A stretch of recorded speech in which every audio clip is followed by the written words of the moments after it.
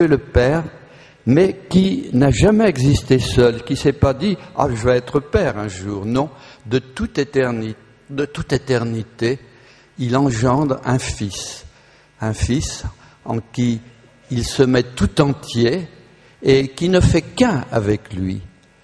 Dieu, son Fils est en lui et lui en son Fils. Et le Père donne tout à l'identique, à son Fils, et le Fils lui rend tout avec une éperdue reconnaissance qui devrait être la nôtre pour la création que Dieu nous donne, la vie que Dieu nous donne. Et après cela, non pas après cela, en même temps, cet échange permanent du Père et du Fils, ce don total d'amour du Père au Fils, et en retour du Fils au Père, c'est à l'intérieur d'eux-mêmes leur amour, leur don mutuel, leur réciprocité, c'est l'Esprit Saint qui est à l'intérieur d'eux-mêmes, leur amour même. C'est pas un deuxième fils, non. C'est leur amour même. Un peu comme dans un foyer, il y a deux choses qui grandissent.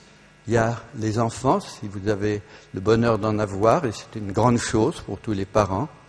Et puis il y a aussi, à partir des premiers moments où l'homme et la femme, le mari et la femme, ceux qui sont connus, il y a entre eux, ils se forment, s'ils sont deux jeux qui s'abordent, mais l'un l'autre. Mais progressivement, il naît entre eux un nous. Et le nous a de plus en plus de place. Et quand ils sont absents l'un et l'autre, ça reste un nous. Et ils savent ce que l'autre ferait à leur place, sans que ce soit une dépendance, parce que c'est dans l'amour qui suscite.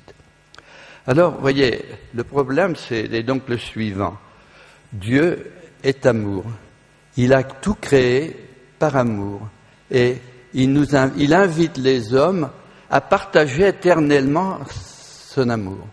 On n'est pas des animaux, on n'est pas des bêtes qui vont finir après la petite durée de la vie humaine.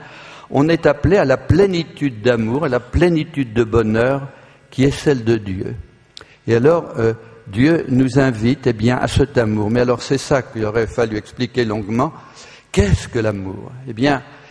C'est le plus ambigu des termes, le plus confus. Et dans les dialogues d'amour, pour des gens qui déclarent s'aimer pour se marier ou autre chose, du « je t'aime », ça peut avoir les deux sens les plus opposés. Ça peut vouloir dire « je veux t'avoir », je veux te posséder, parfois je veux te dominer. Et dans ce sens de l'amour-désir, l'amour égoïste, ça va jusqu'aux violeurs-tueurs qui violent par désir et puis tuent après la personne qu'ils ont violée. Ça montre le pire visage quand l'amour est renversé, retourné.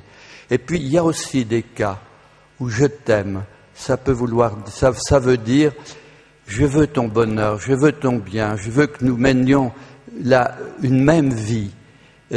Et je suis prêt à t'aimer, je suis prêt à donner ma vie pour toi si c'était nécessaire, comme d'ailleurs des parents sont prêts à donner leur vie pour leurs enfants. Donc, et ce don se réalise, et on le voit d'une façon émouvante, lorsque l'un des deux vieillit, est malade, prématurément. Et si c'est un véritable amour, l'autre restera au lieu de s'en aller faire une autre vie avec quelqu'un d'autre. Et alors ça, c'est l'image de l'amour de Dieu. De même que votre amour pour vos enfants, c'est l'image de l'amour de Dieu car l'amour, vous voyez, met sur un pied d'égalité. Vos enfants ne comptent pas moins pour vous que vous-même. Au contraire, l'amour vous met à leur service. Et l'amour de Dieu le met à notre service. Et tous les jours, mais on ne s'en rend pas compte parce que nous vivons dans la foi, c'est-à-dire dans la nuit. Nous ne voyons pas Dieu, même Vassoula, elle a des communications avec Dieu, elle voit d'une certaine façon, un peu filtrée, et c'est très beau, l'image du Père, du Fils et du Saint-Esprit, mais Dieu est au-delà de tout ce que... Et quand nous le verrons, ce sera cette plénitude de bonheur, d'amour, de connaissance. Alors c'est ça que nous avons à apprendre dans la nuit d'ici-bas, apprendre à aimer, et le message de Dieu, c'est que si nous disons « j'aime Dieu », mais que nous n'aimons pas notre prochain, que nous n'allons pas à son service, eh bien, ça veut rien dire. La Bible dit, si vous dites que vous aimez Dieu, que vous n'aimez pas votre prochain réellement, concrètement, eh bien, vous êtes un menteur.